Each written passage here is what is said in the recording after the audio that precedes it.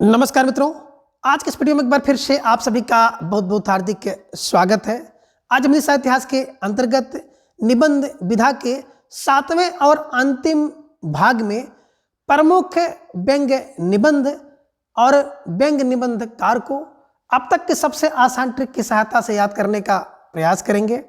तो जैसा कि स्क्रीन पर आप देख पा रहे हैं, व्यंग्य निबंध और व्यंग्य निबंध की बात करें तो ढेर सारे व्यंग्य निबंधकार आपको स्क्रीन पर दिखाई दे रहे हैं। तो एक तरफ आप निबंधकार और दूसरी तरफ उनके निबंध संग्रह को देख सकते हैं। पहले जो निबंधकार हैं वो प्रभाकर माचवे जी हैं और इनका पहला निबंध है खरगोश के सींग 1951 में, दूसरा है संतुलन 1954 में और तीसरा है बेरंग 1955 में। अब इन सबको दिमाग में कैसे रखा जाए, तो देखिए यहाँ से ले लीजिए प्रभा। प्रभा माने होता है स्वच्छ या साफ, है ना। क्या होता है? खरगोश के सींग, बस रख लीजिएगा। तो एक तो पहले तो खरगोश भी साफ सुथरा होता है, बिल्कुल, है ना। देखे होंगे सफेद सफेद व्हाइट व्हाइट, तो प्रभा की तरह कौन होगा? खरगोश होगा। और तो खरगोश की सींग भी होगी प्रभा की तरह। दूसरा क्या है? संतुलन, संतुलन होता है ना। जैसे प्रभा की तरह क्या होता है? उसका संतुलन भी होता है, बिल्कुल।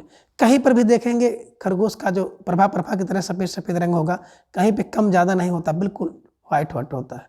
तो आप कह दीजिएगा कि प्रभा कलर का संग खरगोश होगा और प्रभा की तरह उसका संतुलन भी होता है और बेरंग होता है। तो आपने देखा होगा ना कि जो खरगोश होता है उसका कोई रंग नहीं है, बिल्कुल व्हाइट व्हाइट होता है। तो जैसे प्रभा क्या होती है? बेरंग है, व्हाइट है, वैसे खरगोश भी बेरंग है। बस दिमाग में रखने के लिए सब है कि खरगोश प्रभा की तरह होता है, उसकी सींग भी प्रभा की तरह होंगी। खरगोश का संतुलन प्रभा की तरह होगा, बिल्कुल श्वेत श्वेत हो गया। और खरगोश, है ना, प्रभा बेरंग है तो खरगोश भी बेरंग है। तो बेरंग प्रभा, प्रभा बेरंग है, प्रभा की तरह खरगोश, खरगोश की सींग प्रभा की तरह संतुलन करता है और प्रभा बेरंग होती हैं, तो बस खरगोश भी बेरंग होता है। ऐसा दिमाग में रखिएगा, आसानी से याद हो जाएगा। अगले जो निबंधकार हैं वो हैं अमृत राय जी। इनका पहला निबंध है राम्या 1967 में, दूसरा है बतरस 1973 में, चौथा है आनंदकम 1977 में, विजिट इंडिया और पांचवा है बायोस्कोप 1989 में। इन सबको कैसे दिमाग में रखें? तो देखिए अमृत क्या है ना। तो अमृत भैया देखिए रम्या है। क्यों? क्योंकि बतरस, रम्या के बातरस में क्या है? अमृत है। और वो अमृत कैसा है? आनंदकम है, आनंद देने वाला है ना। और विजिट करो इंडिया का, तो इंडिया का विजिट करेंगे तो भी वो बिल्कुल अमृत जैसा है। और बायोस्कोप देखेंगे तो बायोस्कोप देखना भी अमृत जैसा लगता है। कहने का आशय ये है कि अमृत जैसे क्या? बोले रम्या की जो बतरस, रम्या कोई नाम का कल्पना कर लीजिएगा, कोई औरत होगी, उसके बतरस, बात में रस जो है बिल्कुल अमृत की तरह है। आनंदकम अमृत जैसा होता है। आनंद अगर आपको मिल जाए, खूब आनंद मिल जाए, तो आनंद भी किसी अमृत से कम नहीं है। और इंडिया का विजिट करना अमृत से कम नहीं है, बायोस्कोप देखना अमृत से कम नहीं है। बस दिमाग में ऐसा रख लीजिएगा, है ना। रम्या अमृत की तरह है ना, बतरस अमृत की तरह है, आनंदकम अमृत की तरह है, इंडिया विजिट अमृत की तरह है और बायोस्कोप देखना अमृत की तरह है। बस ऐसे दिमाग में रखेंगे, आसानी से याद हो जाएगा। अगले निबंधकार हैं कृष्णदेव प्रसाद गौड़ और इनके द्वारा लिखा गया निबंध है हुक्का पानी 1957 में। तो बस दिमाग में रख लीजिएगा कि कृष्णदेव का क्या कर दिया गया है? 57 दिन से हुक्का पानी बंद कर दिया गया है ना। तो कोई कृष्णदेव प्रसाद है ना, तो इनका क्या हो गया? 57 दिन से हुक्का पानी बंद कर दिया गया। बस दिमाग में रख लीजिएगा, आसानी से बैठा रहेगा कि बलदेव का क्या हो गया भैया, कृष्ण बलदेव का क्या हो गया है कि हुक्का पानी 57 दिन से बंद कर दिया गया है, यानी कि समाज से उनको बहिष्कृत कर दिया गया है। बस ठीक है ना। अगले जो निबंधकार हैं गोपाल प्रसाद व्यास जी। इनका पहला जो निबंध है 1984 में लिखा इन्होंने, क्या है? मैंने कहा। दूसरा है कुछ झूठ कुछ सच 1958 में, तीसरा है तो क्या होता है 1969 में, और चौथा जो निबंध है हलो हलो 1969 में। उल्टे सीधे 69 बार क्या करते हैं? हलो हलो करते हैं, है ना। तो देखिए ये गोपाल कोई व्यक्ति है ना। गोपाल हमारे आपके बगल में गांव में समाज में कोई गोपाल जरूर होगा, तो गोपाल की कल्पना कर लीजिएगा। तो मैंने गोपाल से कहा, क्या कहा? कुछ झूठ और कुछ सच कहा, तो क्या हुआ? तो क्या होता भाई? अगर मैंने गोपाल से कहा कुछ झूठ कुछ सच कहा तो क्या होता, है ना। लेकिन वो क्या किया, उसने हलो हलो 69 बार किया, उसने हलो हलो 69 बार किया। बस गोपाल से बात करना था तो क्या कर रहा था, केवल हलो हलो हलो 69 बार कर रहा है, वो आवाज़ को सुनना नहीं चाह रहा है। कौन? बोले गोपाल।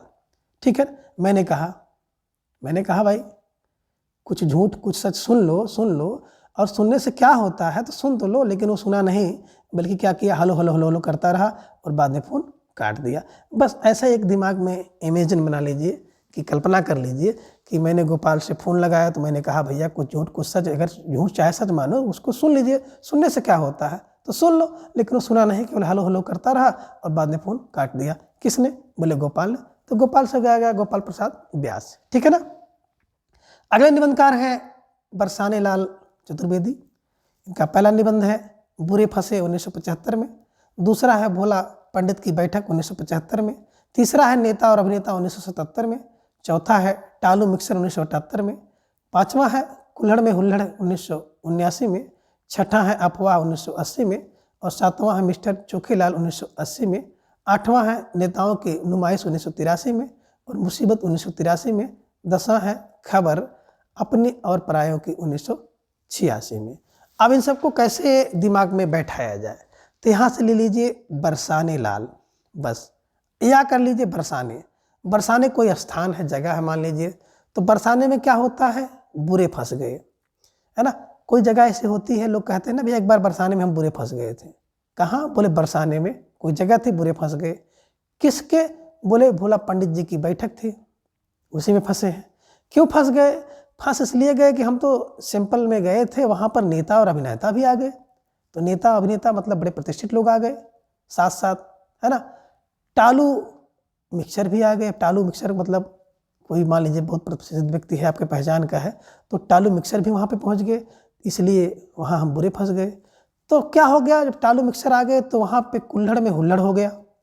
अब जब हुल्लड़ हो गया तो हुल्लड़ का मतलब ये हो गया कि बड़ी बड़ा लफड़ा हो गया, मार हो गया, बवाल हो गया। तो ऐसा अफवाह फैल गया। अफवाह जब फैल गया तो मिस्टर चोखेलाल क्या करते हैं, नेताओं की नुमाइश कर देते हैं, है ना। मतलब नेताओं की पैरवी कर लेते हैं, नेताओं के काल कर देते हैं, जिससे क्या हो जाता है, मुसीबत, कहते हैं बड़ी मुसीबत है ना। और ये खबर पा करके अपने पराये सब वहाँ पर जुट जाते हैं। जो सब लोग वहाँ पर जुट जाते हैं तो बुरे फंस जाते हैं। बस दिमाग में ही रख लीजिएगा कि बरसाना एक गांव था, उस गांव में बुरे फंस जाते हैं, है ना। कौन? चतुर्वेदी। बस बरसाने लाल चतुर्वेदी। तो बरसाने में चतुर्वेदी बुरे फंस जाते हैं। क्यों फंस जाते हैं कि भोला पंडित के यहाँ बैठे थे बरसाने में, तभी नेता अभिनेता एक साथ आ जाते हैं, है ना। टालू मिक्सर भी वहाँ आ जाता है, और टालू मिक्सर क्या करता है, जब आता है तो कुल्हड़ में हुल्लड़ होने लगती है और अफवाह फैल जाता है कि टालू मिक्सर क्या कर रहा है, भोला पंडित को मार रहा है। अब जब भोला पंडित को मार रहा है तो मिस्टर चोखेलाल ने सोचा कि भैया भोला पंडित को मार रहे हैं, तो उसने नेताओं की नुमाइश कर दी, नेताओं के यहाँ फ़ोन कर दिया कि बड़ा मुसीबत है यहाँ पे, जल्दी से आ जाओ। तो खबर सुन करके ढेर सारे अपने पराये लोग वहाँ पर आ जाते हैं। इस कारण से क्या हो जाता है, बता रहे हैं चतुर्वेदी हम भैया एक बार बरसाने में बुरे फंस गए थे। बस ऐसे दिमाग में रख लीजिएगा, आसानी से याद हो जाएगा। और आप चाहो तो ऐसे भी कर लीजिएगा कि बरसाने में बुरे फंसते हैं लोग, जाए बरसाने में, है ना, भोला पंडित की बैठक होती है। अब बरसाने में नेता अभिनेता सब जाते हैं, बरसाने में टालू मिक्सर भी रहता है, बरसाने के कुल्हड़ में हुल्लड़ होती है, बरसाने में अफवाह बहुत ज़्यादा है ना। मिस्टर चोखेलाल की दुकान बहुत प्रसिद्ध है बरसाने में, नेताओं की नुमाइश वहाँ खूब चलती है बरसाने में। बरसाने पहुँचोगे तो मुसीबत है भैया वहाँ पे, और वहाँ पर अपने और पराये की खबर कोई देने वाला नहीं है। कहाँ? बोले बरसाने में। तो बरसाने का मतलब हो गया बरसाने लाल चतुर्वेदी। जैसे दिमाग में बैठ जाए उसकी सहायता से आप दिमाग में बैठाइएगा, ताकि आपका प्रश्न अगर यहाँ से पूछा जाए तो गलत ना हो। ठीक है ना। आगे हैं विनोद शर्मा, और बात करें तो इनके द्वारा लिखा गया निबंध है राजभवन की सिगरेट रानी। अब देखिए विनोद का परिचय किससे है, बोले विनोद का परिचय तो राजभवन की सिगरेट रानी से है। राजभवन की सिगरेट रानी से परिचय किसका है? विनोद शर्मा का। बस दिमाग में रखिएगा, है ना। आगे जो बड़े प्रसिद्ध निबंधकार हैं हरिशंकर प्रसाई जी, और बड़े व्यंग्यात्मक निबंध इन्होंने लिखा है, जिनमें पहला है पगडंडियों का जमाना 1966 में, जैसे उनके दिन फिरे 1963 में, सदाचार की ताबीज 1967 में, शिकायत मुझे भी है 1970 में, ठिठरता हुआ गणतंत्र 1970 में, अपनी अपनी बीमारी 1972 में, बैसड़ों की फिसलन 1967 में, विकलांग श्रद्धा का दौर 1980 में, और इस पर वर्ष 1983 में बात करें विकलांग श्रद्धा के दौर पर, साहित्य अकादमी पुरस्कार भी मिला हुआ है। तो विकलांग श्रद्धा कदर 1980 में, भूत के पांव पीछे, बेईमानी की परत, सुनो भाई साधो 1983 में, और तुलसीदास चंदन घिसे 1986 में, कहत कबीर 1987 में, और हंसते हैं रोते हैं, तब की बात और थी, ऐसा भी सोचा जाता है, पाखंड का अध्यात्म और आवारा भीड़ के खतरे, अंतिम है प्रेमचंद के फटे जूते। अब इन सबको कैसे एक ट्रिक में समेटा जाए, तो यहाँ से ले लीजिएगा हरिशंकर, ठीक है ना। अब हरिशंकर क्या करते हैं भैया, हरिशंकर के यहाँ जाना है तो पगडंडी के जमाने से जाओ, पगडंडी से जाओ, है हरिशंकर के यहाँ भैया पगडंडी से होकर जमाने से लोग जा रहे हैं, है ना। और जो वहाँ जाता है, जैसे वहाँ गए तो भैया हरिशंकर के पास जैसे जाओगे, जैसे गए वैसे उनके दिन फिर जाएंगे, ठीक है ना। और क्या हो गया, कोई व्यक्ति कितना भी दुराचारी क्यों ना हो, अगर हरिशंकर के पास गया, हरिशंकर के प्रश्न में गया, उनके पास गया, तो उसको सदाचार की ताबीज मिल जाएगी, अर्थात वो सदाचारी बन जाएगा। और क्या है, हरिशंकर से लिए किसी को भी व्यक्ति को कोई शिकायत हो तो जाओ, कहाँ शिकायत मुझे भी हो तो भी कहाँ जाओ भैया हरिशंकर के पास जाओ, आपकी शिकायत खत्म हो जाएगी। और क्या है, बोले ठिठुरता हुआ गणतंत्र भी ठिठुर जाता है, कहाँ, बोले अगर एक बार आप हरिशंकर के परसाए में गए, हरिशंकर के पास गए, तो क्या होगा, गणतंत्र भी ठिठुर जाता है, ठीक है ना। और सब लोग वहाँ पे जाते हैं हरिशंकर के पास, सब लोग जाते हैं, अपनी अपनी बीमारी सुनाते हैं और बीमारी से मुक्ति पाते हैं, ठीक है ना। आगे कह रहे हैं बैसड़ों की फिसलन, है ना, बिल्कुल बिल्कुल, बैसड़ों की फिसलन वाले व्यक्ति भी वहाँ पे जाते हैं। तमाम लोग ऐसे हैं जो बैसड़ों जाते हैं, वहाँ से उनको आराम नहीं मिलता है, तो वो लोग भी कहाँ पे जाते हैं, हरिशंकर की परसाई में जाते हैं, हरिशंकर के पास जाते हैं। तो बैसड़ों की फिसलन वाले व्यक्ति भी कहाँ जाएं, हरिशंकर परसाई के पास जाते हैं। बस दिमाग में रखिएगा, इन सभी ट्रिक का उद्देश्य केवल आपको याद कराना है, किसी की भावना को ठेस पहुँचाने का कोई उद्देश्य नहीं है, ना ही किसी राजनीतिक गतिविधि या विचारधारा से इसका कुछ लेन देन है। बस आपको किसी तरह से दिमाग में बैठ जाए, एक ही मात्र ही मेरा उद्देश्य है, ठीक है ना। आगे विकलांग, जो व्यक्ति विकलांग है और उनके अंदर श्रद्धा है, वो भी कहाँ जाते हैं, हरिशंकर की शरण में जाते हैं, हरिशंकर की परसाई में जाते हैं, तो उनकी विकलांगता को भी दूर करते हैं, है ना। आगे देखिए हरिशंकर, कोई व्यक्ति ऐसा है जो चिल्ला रहा है भूत के पांव पीछे होते हमने देखा, इन्हीं की किसी को भूत भवानी रख ले तो भी हरिशंकर के पास जाता है। तो भूत के पांव पीछे वाले भी कहाँ जाएंगे, हरिशंकर के पास जाएंगे। बेईमानी की परत, किसी व्यक्ति के ऊपर बेईमानी की परत पड़ गई, मतलब बहुत बेईमान हो गया है, इतना बेईमान हो गया, बेईमानी नहीं छूट रही है, तो बस क्या करो, उसको हरिशंकर के परस में ले जाओ, उसकी बेईमानी खत्म हो जाएगी। और कहत सो कबीर सुनो भाई साधो, तो कहत भाई साधो, कहत कबीर सुनो भाई, कहत भाई साधो, सब कहते हैं कि हरिशंकर की शरण में जाओ, ठीक है ना। बस आगे है तुलसीदास चंदन घिसे, देखो भैया हरिशंकर की शरण में तो भैया तुलसीदास भी चंदन घिसे हैं, हम लोगों की कौन सी बात है। और कहत कबीर हरिशंकर, कहत कबीर हरिशंकर, और कहत कबीर सुनो भाई साधु, दोनों को हमने एक में जोड़ दिया, ठीक है ना। कहत कबीर सुनो भाई साधु, है ना, क्या कहते हैं, कहत कबीर सुनो भाई साधो, हरिशंकर के पास में जाओ, हरिशंकर के पास जाओ। अब हंसते हैं रोते हैं, कुछ लोग ऐसे होते हैं कभी हंसने लगते कभी रोने लगते हैं, तो हंसते हैं रोते हैं तो भैया उनको भी ले जाओ कहाँ पे, हरिशंकर के पास। हंसते हंसते आते हैं, रोते रोते जाते हैं, रोते रोते आते हैं, हंसते हंसते जाते हैं, कहाँ भैया, हंसते हंसते रोते रोते हरिशंकर के पास पहुँचिए, सारे कष्ट मिट जाएंगे, है ना। तब की बात और थी, कह रहे तब की बात और थी, अब हरिशंकर की बात कुछ और है ना। ऐसा भी सोचा था हरिशंकर ने, ऐसा भी सोचा जाता है ना, कि हरिशंकर के पास जाने से क्या हो जाएगा, कुछ लोग ऐसा भी सोचते हैं, ठीक है ना। और पाखंड का अध्यात्म अगर है किसी के पास, तो हरिशंकर के पास खत्म हो जाता है पाखंड का अध्यात्म। हमारा भीड़ का खतरा वहाँ पे, है ना, वहाँ पे हमारा भीड़ का खतरा कोई नहीं है, हमारे दूर से ही भगा दिए जाते हैं। तो हरिशंकर के परसाए में, हरिशंकर के पास हमारा भीड़ का कोई खतरा नहीं है।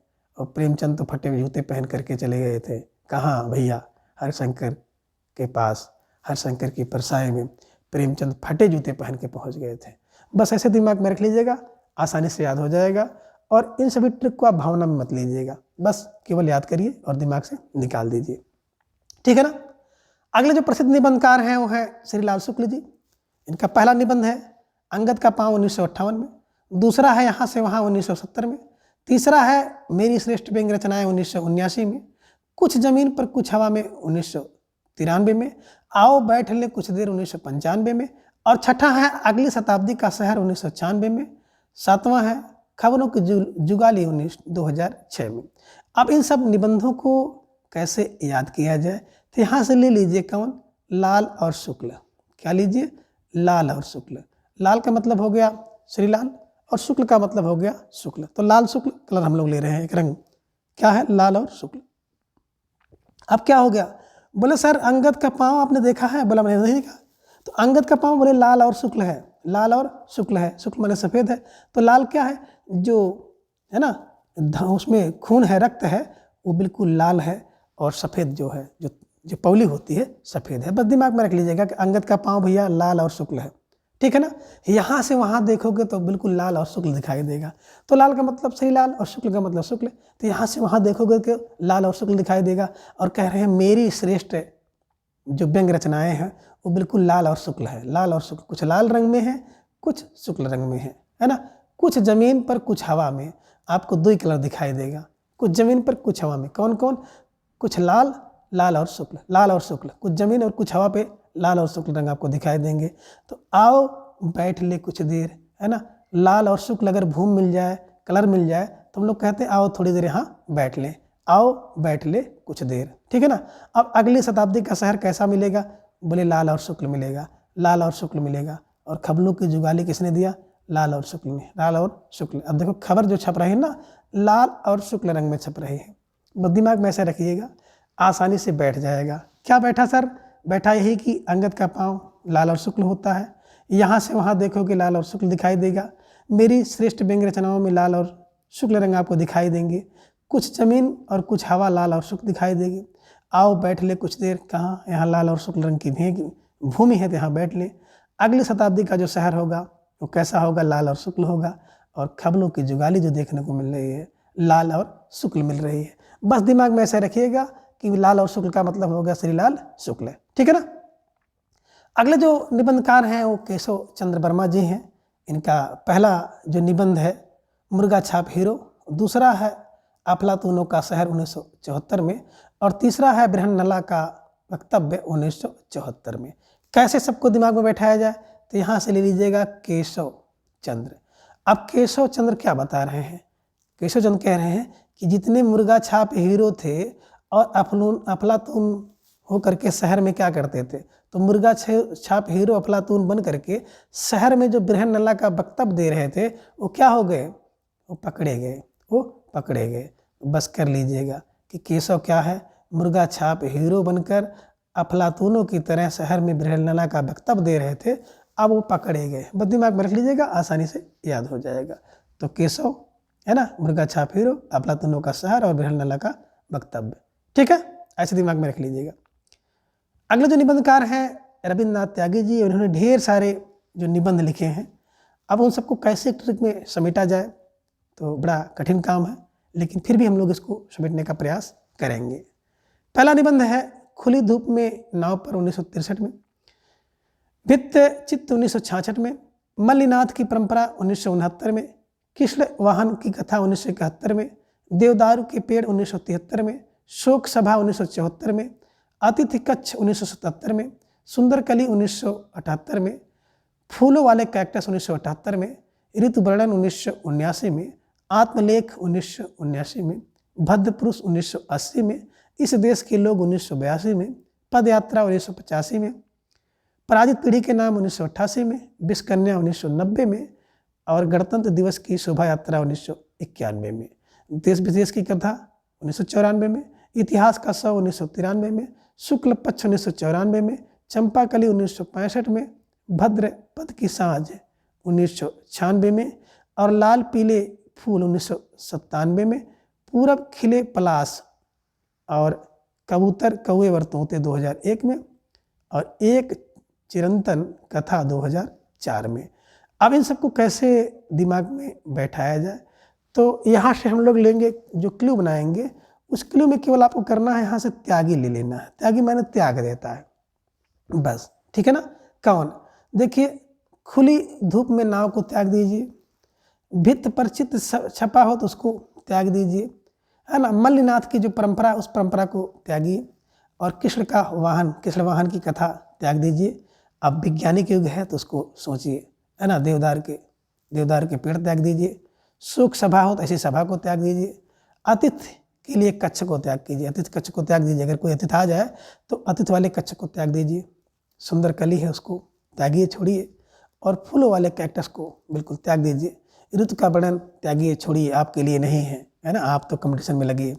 आत्मलेख, अपने लेख को त्यागिए, अभी पढ़ाई करिए। भद्र पुरुष मिल जाए तो उनके लिए सब कुछ त्याग दीजिए, ठीक है ना। तो भद्र पुरुष के लिए त्याग दीजिए। और इस देश के लोग क्या करें, बिल्कुल त्याग करें। पद यात्रा करिए, त्याग के लिए पद यात्रा करना चाहिए।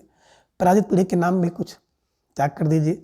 और विष्कन्या अगर आपको दिखाई दे जाए तो उसको तो बिल्कुल त्याग दीजिए, ठीक है ना। आगे है गणतंत्र दिवस की शोभा यात्रा, मिल जाए तो अपना काम त्याग दीजिए। अपना काम त्याग करके गणतंत्र दिवस की शोभा यात्रा देखिए। और देश विदेशियों की कथा बिल्कुल मिल जाए तो उसको त्याग करिए, है ना। इतिहास का शव त्याग करिए। और शुक्ल पक्ष, बिल्कुल शुक्ल पक्ष किस पर है विचारधारा दिमाग से निकाल लीजिए। और चंपाकली का डांस अगर चल रहा हो तो उसको त्यागिए। भद्र पक्ष की सांझ को त्याग दीजिए। लाल पीले फूल की कल्पना मत करिए, लाल पीले फूल मत तलाशिए, इसको त्याग दीजिए। और पूरब खिले पलाश के वन हैं जो भी हैं उसको छोड़िए। और आप ये जो कौवा कबूतर कौवा तोता इसको कह रहे हो ना, सब छोड़ दीजिए, है ना। सब छोड़िए, सबको त्याग दीजिए।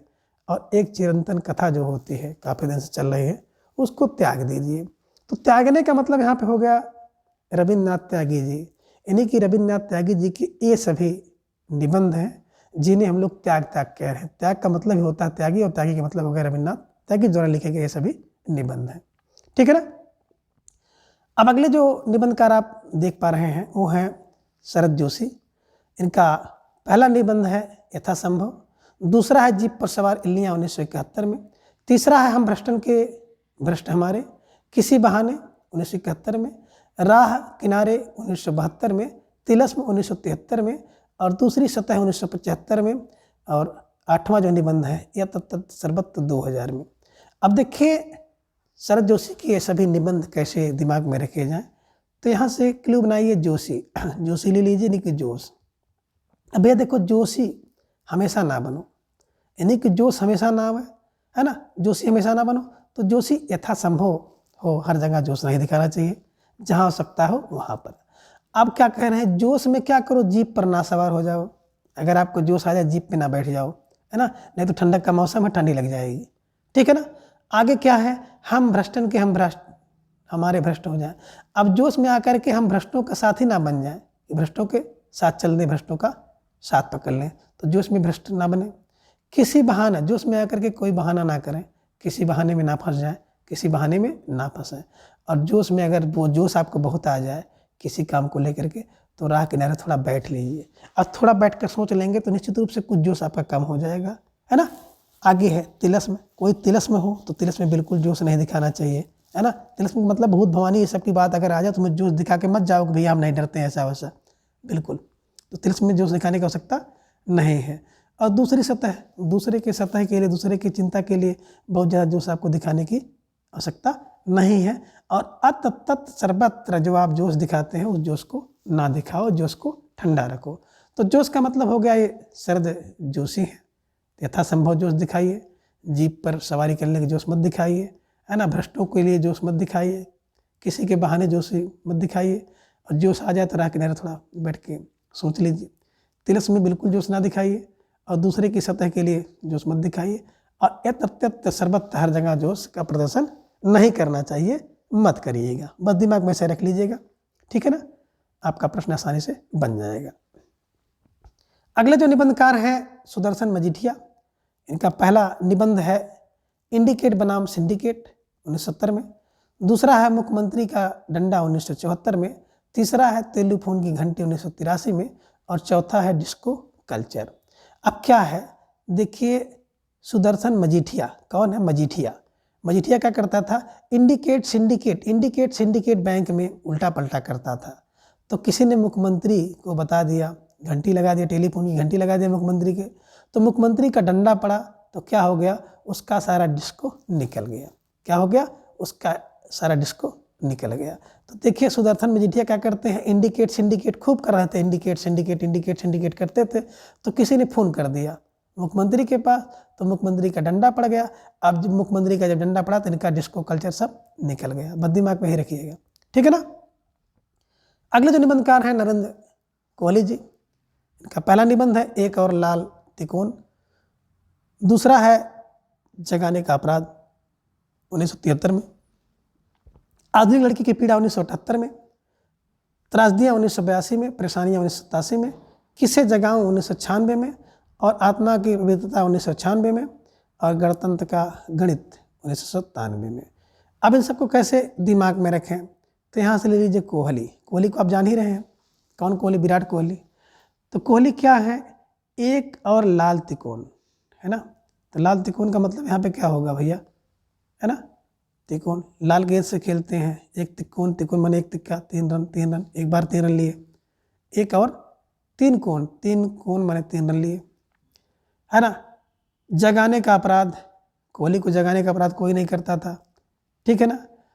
आधुनिक लड़की की पीड़ा कोहली अच्छी तरह से समझते हैं, ठीक है ना। त्रासदियों में कौन, बोले कोहली ही सहायता करते हैं। जब टीम परेशानियां में होती हैं तो कोहली ही साथ देंगे। किसे जगाऊं, किसको मनाया जाता है, बोले कोहली को मनाइए, क्योंकि कोहली ही क्या करेंगे, देश की नैया को प्यार करेंगे। आत्मा की पवित्रता कोहली जी में है ना। और गणतंत्र का गणित कोहली। बस दिमाग में ऐसा रख लीजिएगा, थोड़ा सा कोहली जी को जोड़ लीजिएगा कि एक रात एक 3 रन कोहली, जगाने पर अपराध ना करो कोहली को जगा करके, है ना। कोई गेंदबाज अगर कोहली के जोश को जगा देगा, है ना, तो भैया फिर जान लो छक्का चक्का बहुत खाएगा, ठीक है ना।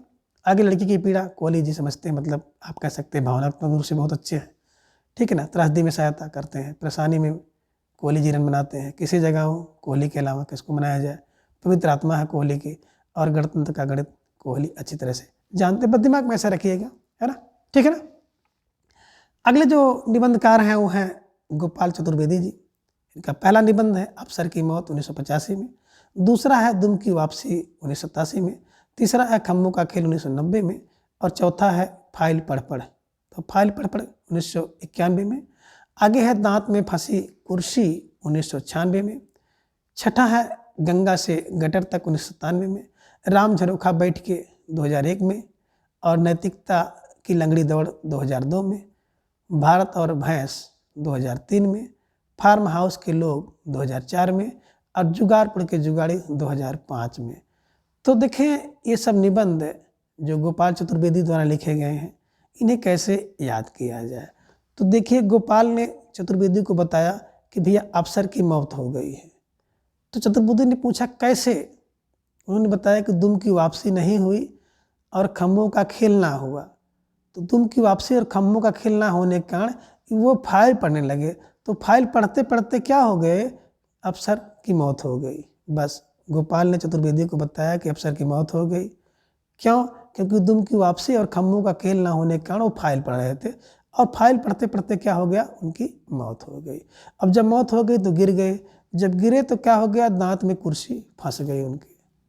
अब जब दांत में कुर्सी फंस गई तो गटर सटर करने लगे। तो गटर सटर करने लगे तो क्या हो गया भैया, तब राम भरोसे हम क्या किया, झरोखा से झांका। तो राम भरोसे हमने जाके झांका, देखा तो क्या नैतिकता के कारण भाई हम लंगड़े लंगड़े दौड़ते हुए वहाँ पर पहुँचे।